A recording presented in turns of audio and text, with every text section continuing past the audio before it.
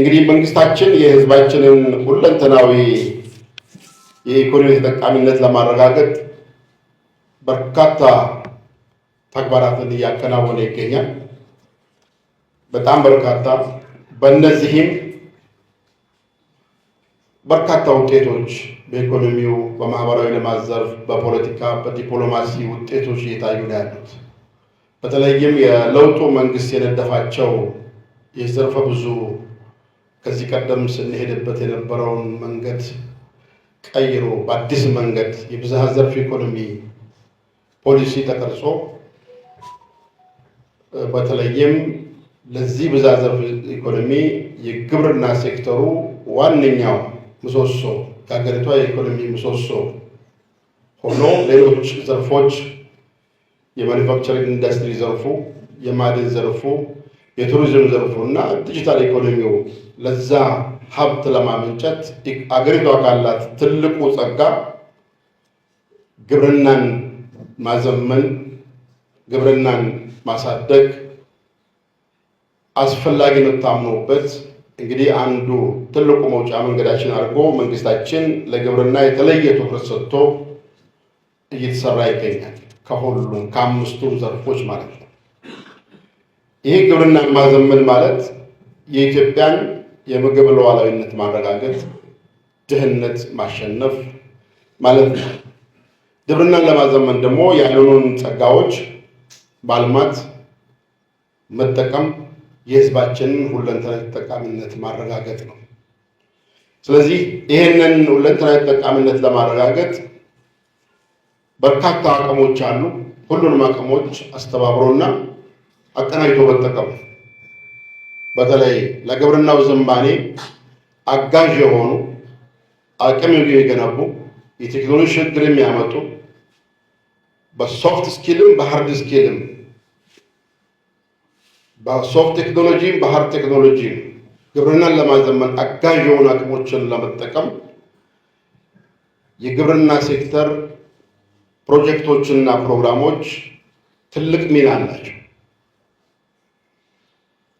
ሚናቸው ግብርና ሽግግርን እውን ለማድረግ ለማዘመን የሚያስችሉ በተለይም የአቅም ግንባታ፣ የሰው ኃይል አቅም ግንባታ፣ የቴክኖሎጂ አቅርቦት፣ ስርጭት፣ የመሰረተ ልማት ግንባታ፣ የተጎዱ የተፈጥሮ ሀብቶችን መልሶ የማልማት የመጠቀምና ዘላቂነታቸውን በማረጋገጥ ረገድ የግብርና ሴክተር ፕሮግራሞችና ፕሮጀክቶች አይነተኛ ሚና አላቸው።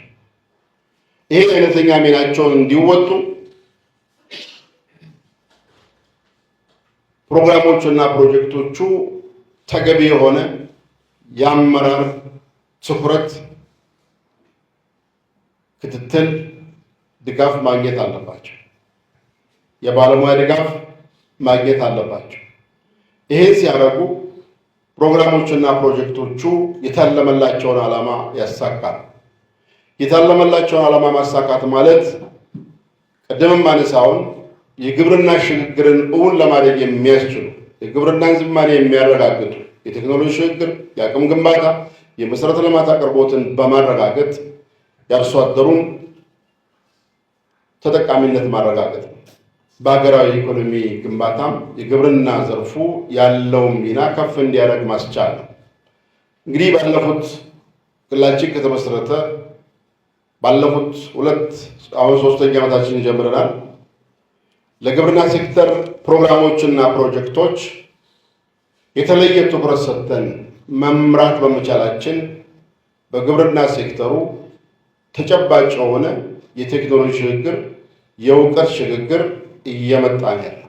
ይሄም ደግሞ በተጨባጭ በምርታማነት እድገት በአዳዲስ ቴክኖሎጂዎች አቅርቦት፣ ስርጭት፣ አጠቃቀም ላይ ተስፋ የሚሰጥ ውጤት ይታያል። አርሶ አደሩ አካባቢ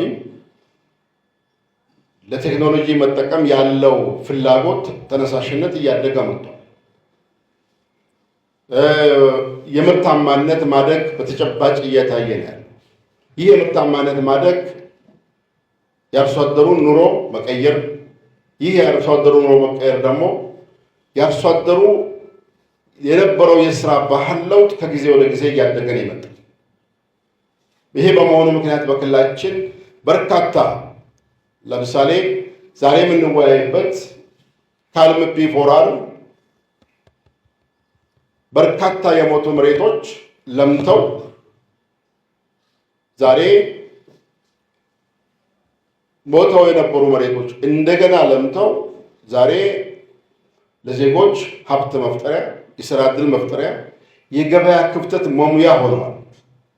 እንግዲህ ተፈጥሮ ሀብታችንን በተገቢው መንገድ ከጠበቅነው፣ ካለማነው፣ ከተንከባከብነው በዘላቂነት ሀብት መፍጠር እንደሚቻል ትልቅ ምልክት የሚሰጥ ነው።